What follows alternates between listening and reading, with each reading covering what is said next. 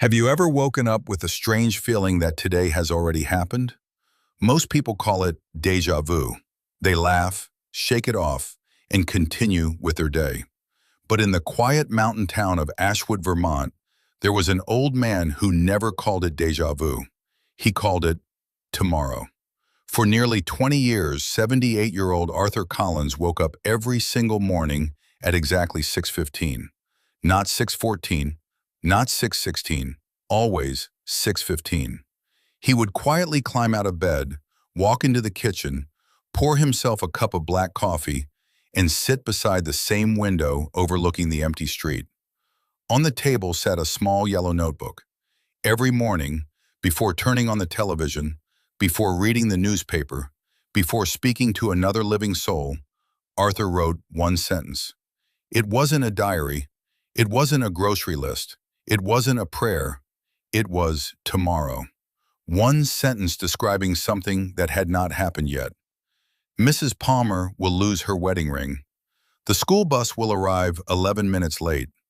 A deer will stop traffic on Highway 12. At first, everyone believed the old man was simply confused. His daughter smiled politely. His neighbors pitied him. The town doctor quietly noted the early signs of dementia. Until every single sentence came true. Not sometimes, not most of the time, every time. Nobody could explain it. Arthur never claimed to predict the future. Whenever someone asked how he knew, he always gave the same answer. Because I already remember tomorrow. No one understood what he meant. Autumn arrived in Ashwood like it always did. Golden leaves drifted across empty sidewalks. Wooden porches creaked beneath the cool evening wind. Church bells echoed through quiet streets every Sunday morning.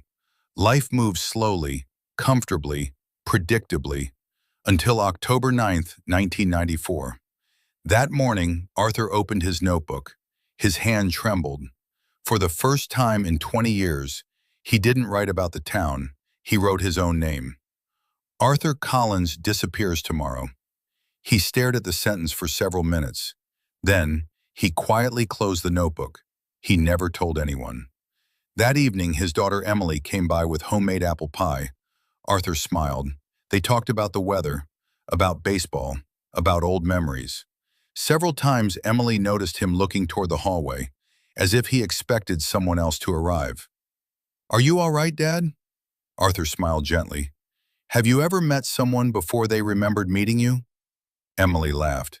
"That doesn't even make sense." Arthur nodded slowly. "I know." Later that night, Arthur couldn't sleep.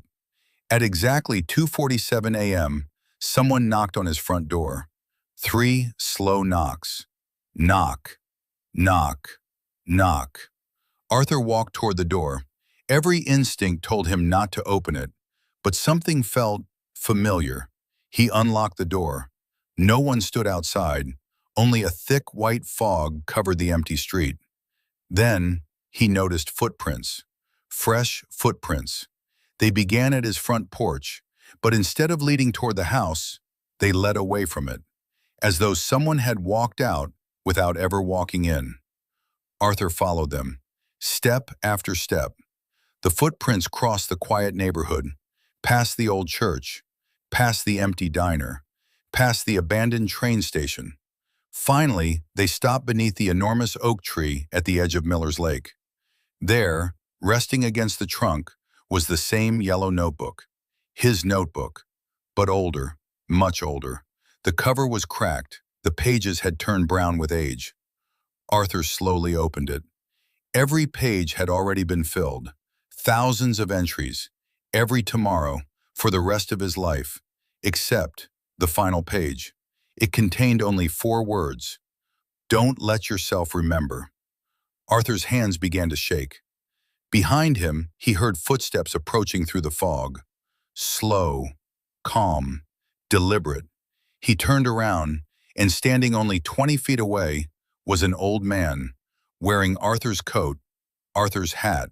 The stranger smiled sadly. "You're remembering too early."